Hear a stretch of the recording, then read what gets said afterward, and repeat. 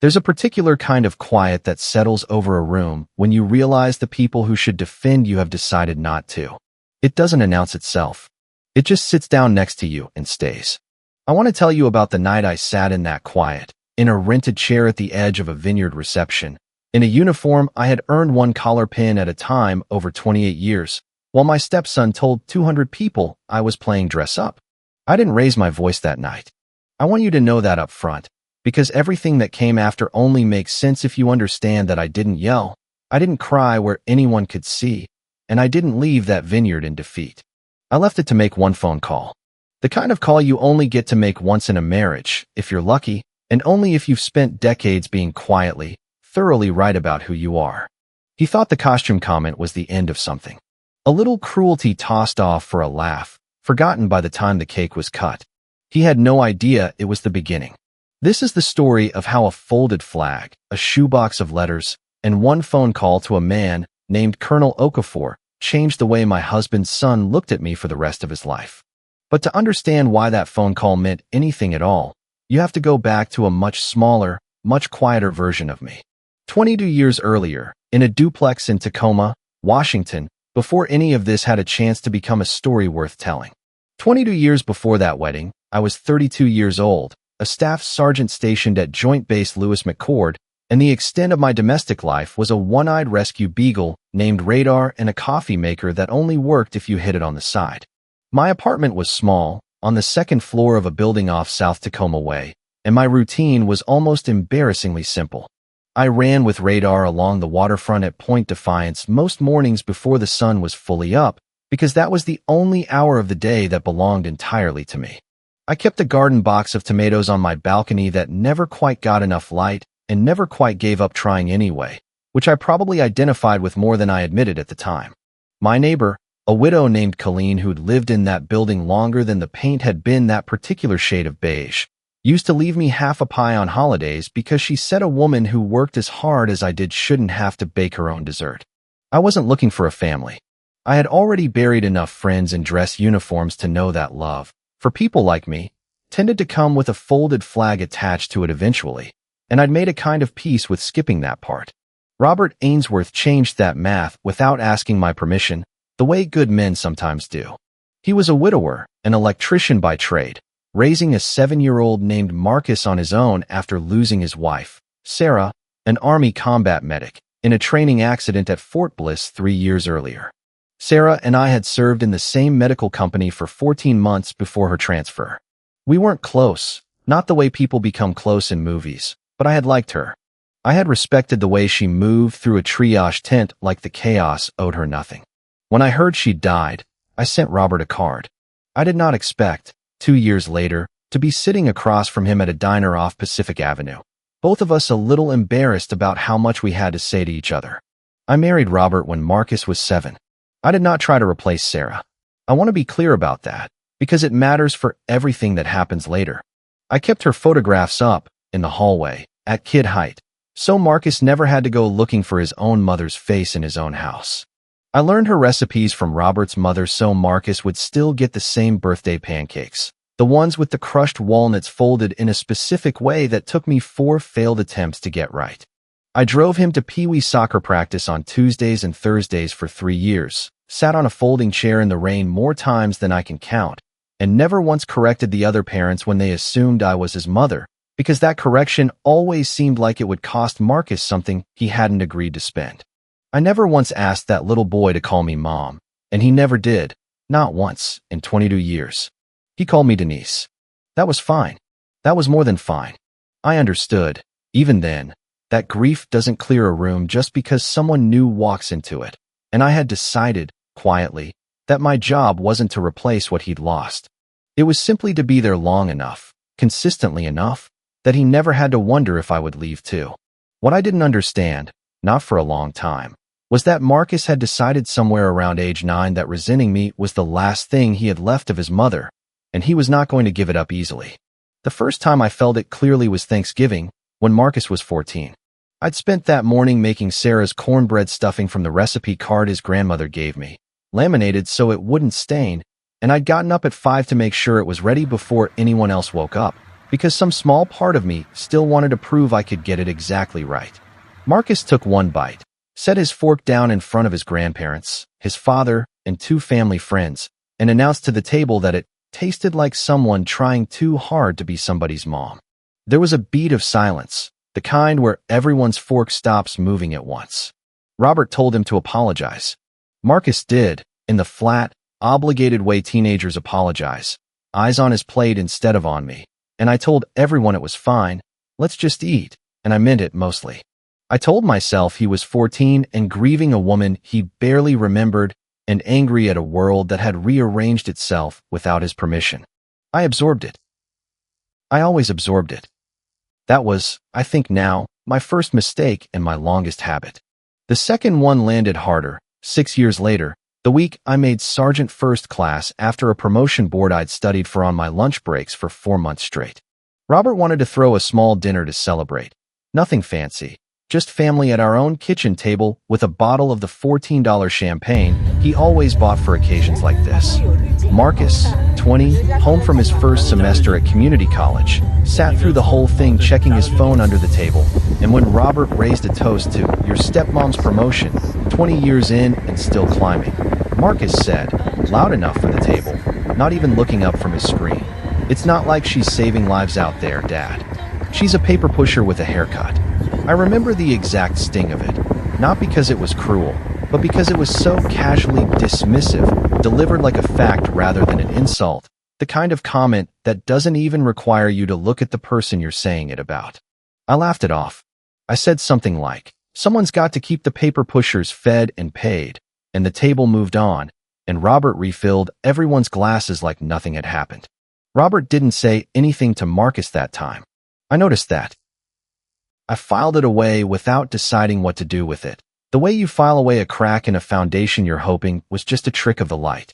The third time was worse, and it happened at his college graduation, of all places, for years after that, on a hot June afternoon at a community college gymnasium in Puyallup that smelled like floor wax and cut grass drifting in through the propped open doors.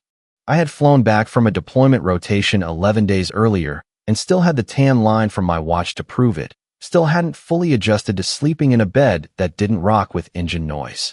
I had brought a bouquet of white lilies because Robert told me they were Marcus's favorite, a detail I'd remembered from some offhand comment 2 years earlier and held on to because there were so few details Marcus ever let me hold on to. Marcus's biological grandmother, Sarah's mother, hugged him first, which was fine, expected, sweet even, and I stood a few feet back with the lilies, waiting my turn. But then, in the reception line for photos, when the photographer asked family to step in close together, Marcus quietly steered his girlfriend at the time and his grandparents into frame and simply didn't wave me over. I stood there holding flowers meant for a boy who wasn't looking at me. Robert had to say something. "Marcus." "Denise." And Marcus's response, delivered with a shrug and a half smile like it was nothing, was, "Oh, I didn't think you'd want to be in family pictures. You're always working anyway." I stood at the edge of that photo for 3 full seconds before I stepped back and told them to take the picture without me. It was fine. I'd get one later. There is no later photo. I checked, once, years afterward. There isn't one. I still have the lilies pressed in a book at home, which is a strange thing to keep, I know, but I've never been able to throw them away.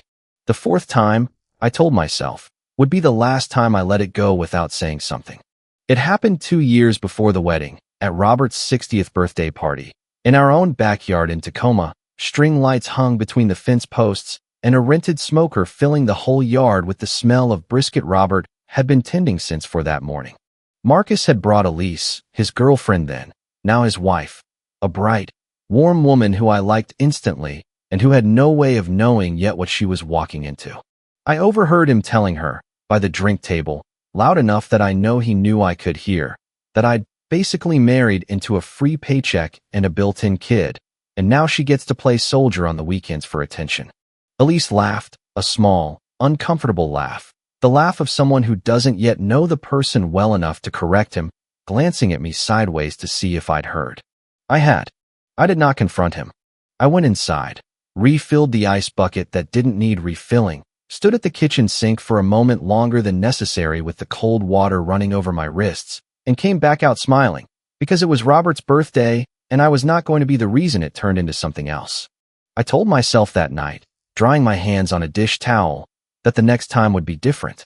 I did not yet know what different would look like, or that it would take 2 more years and a wedding in front of 200 strangers to find out. But I want you to understand something about quiet people, the ones who absorb things instead of throwing them back. We are not blank. We are not empty. We are simply choosing, over and over, what a room needs more than what our pride wants. That is not the same as having nothing to say. It is having decided, again and again, that this particular moment is not the moment. I had been making that decision about Marcus for 20 years. The wedding was where I ran out of moments to postpone. It was held at a vineyard estate outside Lake Chelan, Washington, in early September, the kind of golden hour evening that photographers dream about and grooms' families pay $11,000 to rent. Elise's family had money, the comfortable, generational kind, and Marcus, God love him, had spent the better part of a year absorbing their vocabulary and their taste in flatware like a sponge. I understood it in a way. He wanted, badly, to belong to something polished.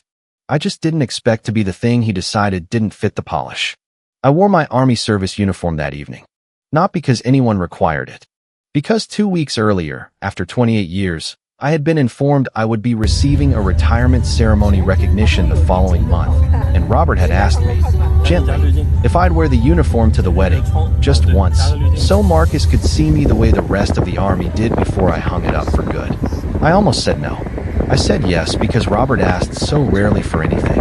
The venue itself was beautiful in the specific way that makes you feel slightly out of place if you grew up counting grocery receipts, which I did. Rows of grapevines ran down toward the lake, string lights strung between reclaimed wood beams, a string quartet playing something soft, while servers in white circulated with trays of food I couldn't have named. Elise's mother had greeted me warmly at the entrance, complimented my uniform without a trace of irony, and told me Marcus had mentioned I'd served overseas twice, which surprised me, because Marcus rarely mentioned me at all, let alone my service, and for one brief, foolish moment I let myself believe the evening might go differently than the ones before it. I want to tell you the moment plainly, without softening it, because softening it would do a disservice to what came next. We were seated at the reception, toasts underway, when Marcus's college roommate made a joke about Marcus finally settling down after all those years of dodging responsibility, and the table laughed the easy laugh of an inside joke. Marcus, 3 drinks in, stood up, grinning, and gestured toward me with his champagne glass. Speaking of settling down, he said, at least I didn't wait until I was 50 to buy a costume and pretend I was somebody important. The table went quiet in that specific way tables go quiet when a joke has landed somewhere it shouldn't have. Marcus. Robert's voice, low warning. What?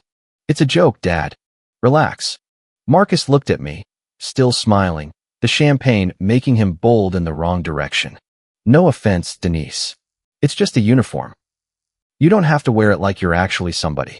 Elise's father, 2 seats down, let out an uncomfortable laugh that died fast when nobody joined him.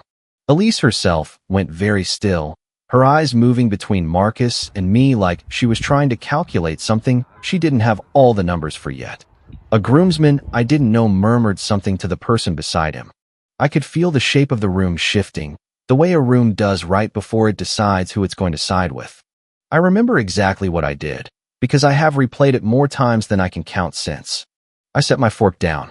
I folded my napkin. I said, it's all right, Marcus. Enjoy your night. And I meant every word of it, in the strange, hollowed-out way you can mean something and be devastated by it at the same time.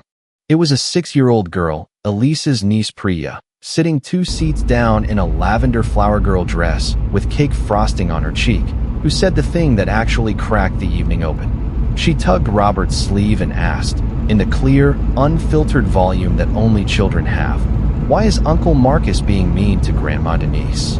Is she in trouble? Nobody answered her. Nobody could.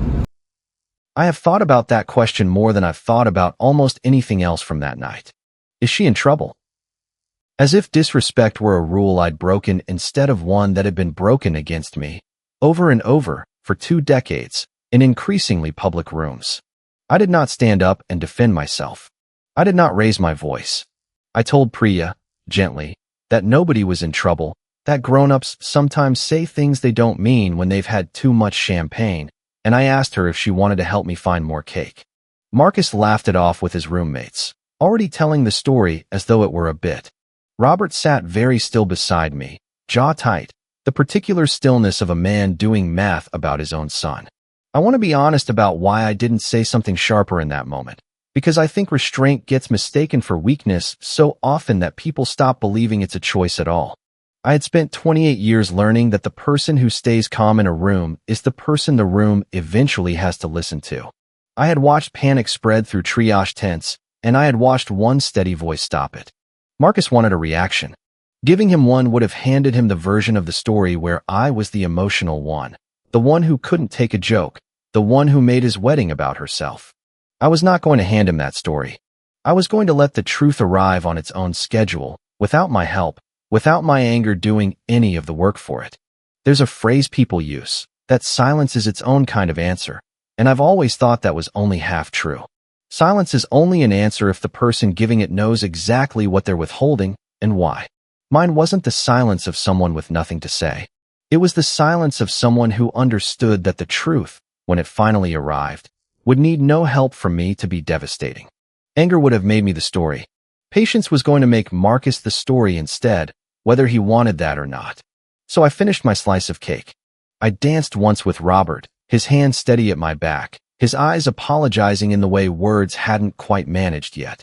I watched Priya fall asleep in her mother's lap near the dessert table, cake frosting still on her cheek, that small unanswered question of hers still sitting somewhere in my chest.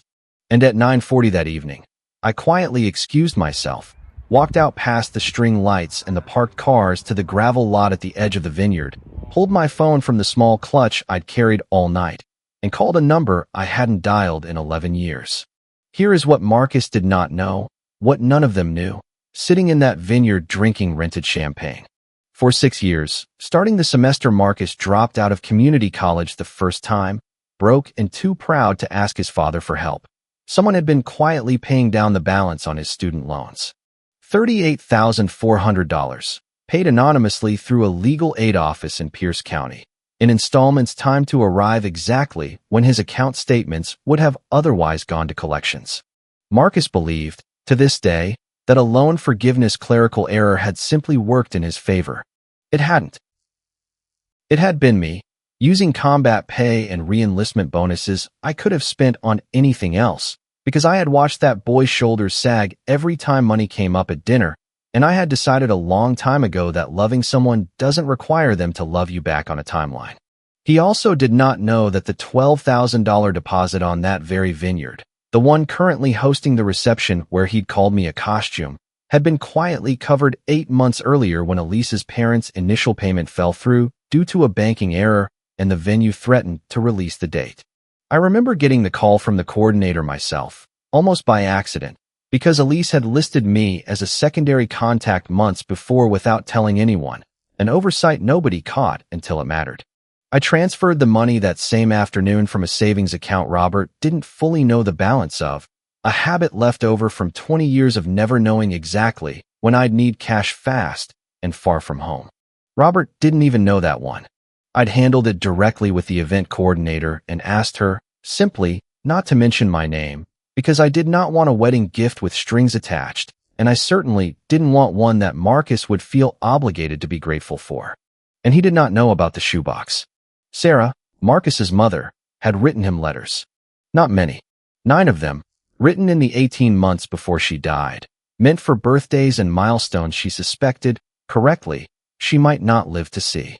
She had given them to me before her transfer to Fort Bliss, not because we were close friends, but because I was steady, and steady is a currency medics recognize in each other immediately. She'd asked me to make sure they reached him, but only when he was old enough to understand them as gifts and not as grief.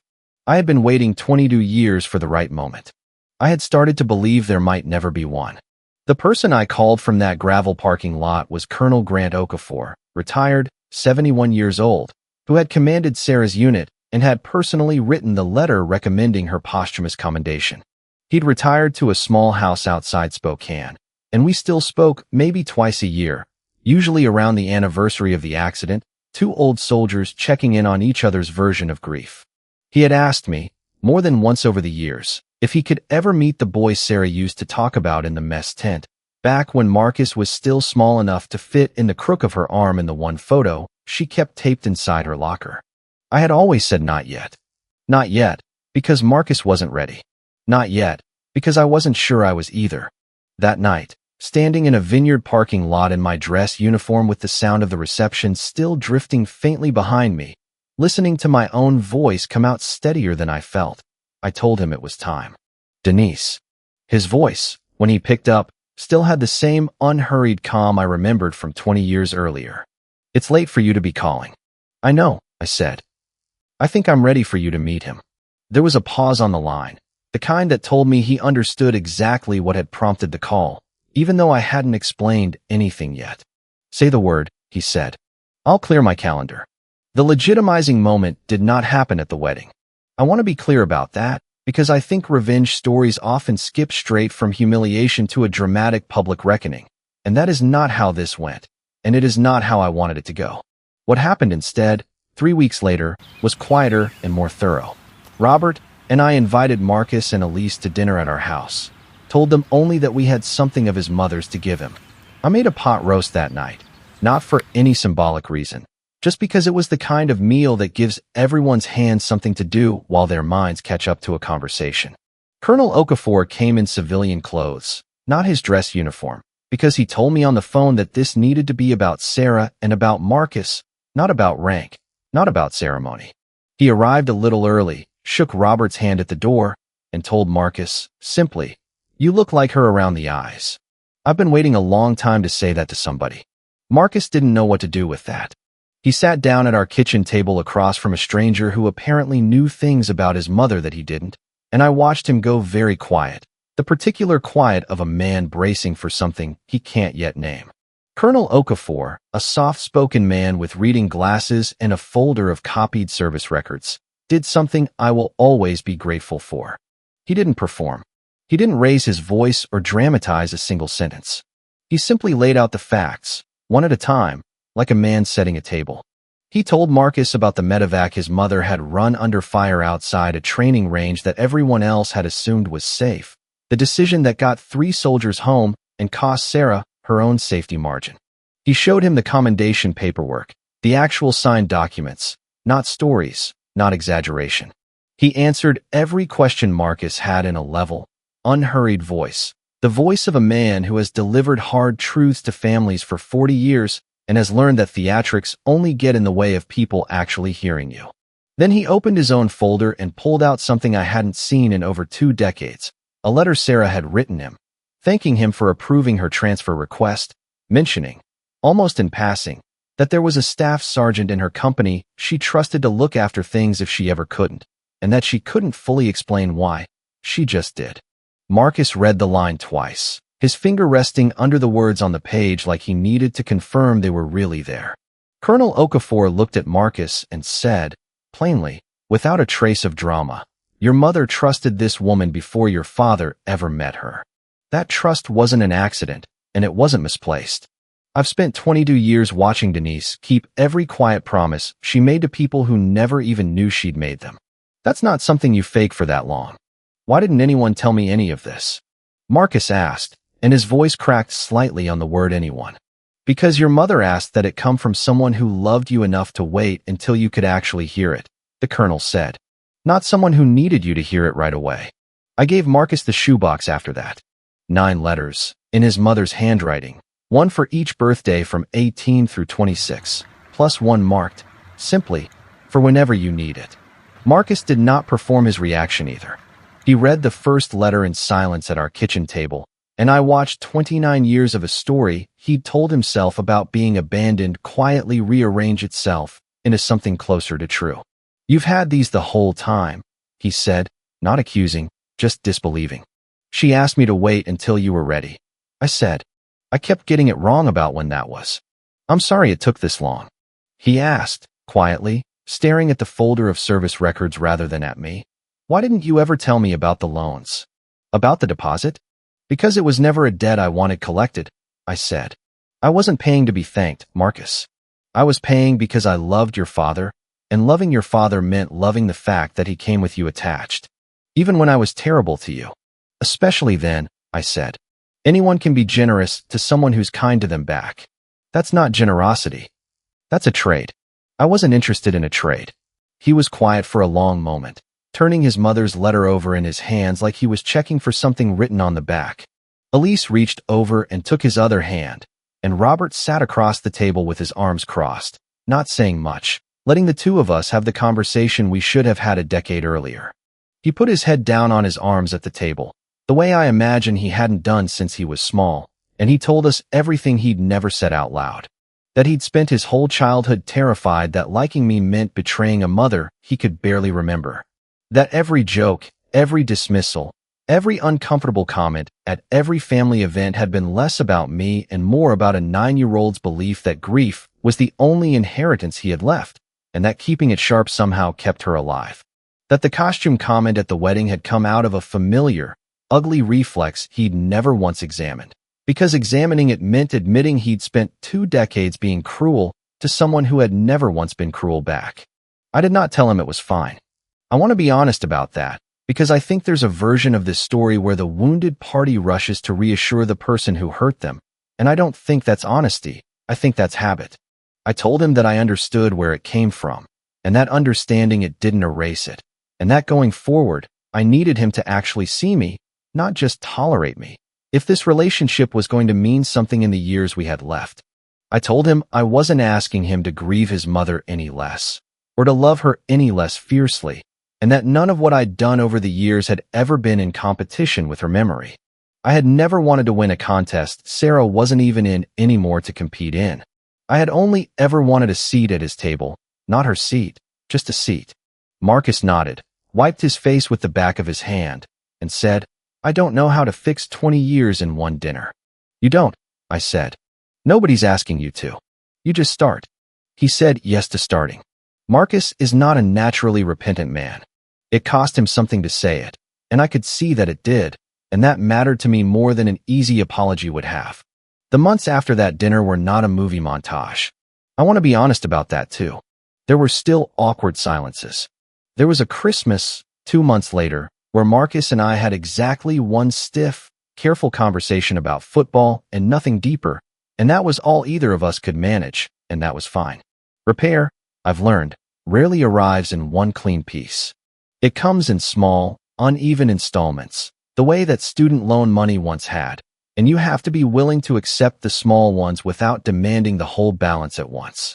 There was a Tuesday in October where Marcus texted me, out of nowhere, a photo of a tomato plant he'd started on his own apartment balcony, with no caption at all, just the picture, and I understood exactly what he meant by sending it, and I didn't need him to explain. There was a phone call in late October where he asked me, a little awkwardly, how I used to get the walnuts folded into the pancake batter without them sinking, and I walked him through it step by step while he took notes on his phone, and neither of us mentioned why he suddenly wanted to know. There was a moment in November where Marcus, without prompting, asked if he could come with me to the small retirement ceremony at Lewis McCord, and stood in the back of the room in a blazer his father had picked out for him, and afterward told me, quietly, in the parking lot, that watching a room full of soldiers stand and salute me had rearranged something in his head permanently. I spent 20 years thinking you were pretending to be somebody, he said. Turns out I just never bothered to find out who you actually were. The boundary I set held, mostly.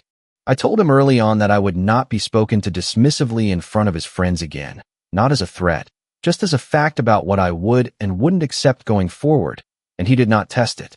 There was one moment, at Elise's family's New Year's gathering, where an old joke almost slipped out of his mouth about my G.I. Jane phase, and he caught himself mid-sentence, glanced at me, and said instead, "Never mind. Bad joke." That correction, small as it was, meant more to me than any grand apology could have, because it happened in real time, in front of the exact kind of audience that used to make him careless with me. It told me the change wasn't just something he performed at our kitchen table when the Colonel was watching. It was starting to live in him even when nobody was watching at all. By February, Marcus had started calling before he visited instead of assuming he was always welcome. A small shift that told me he'd started thinking of our house as a relationship to maintain rather than a resource to draw from.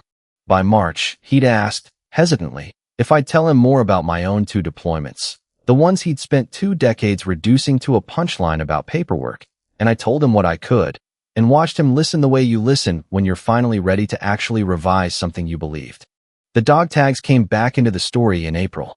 Sarah's original set, the ones recovered after the accident, had been kept by her mother for years, tarnished, stored in a jewelry box nobody opened. Marcus's grandmother, hearing the whole story secondhand from him, mailed them to our house with a short note. Robert had them cleaned and mounted in a small shadow box alongside one of Sarah's letters, the one marked for whenever you need it, which Marcus had decided, finally, that he no longer needed to keep sealed and private. He hung it in his own home, in the hallway, where Elise told me their future children will grow up walking past it every day. Marcus and Elise had their first child this past spring, a girl. They named her Sarah Denise. I did not ask for that. I want you to know that. I found out the way everyone else did, at the hospital, when Marcus handed me his daughter, still red-faced and furious at the world the way newborns are, and said, "We wanted her to have both of you in her name, because both of you actually earned it." I did not say anything clever back. I just held her, and I let myself cry, finally, in a hospital hallway, 29 years and one very long wedding reception later. If there is one thing I want you to take from this, it's that dignity does not require volume.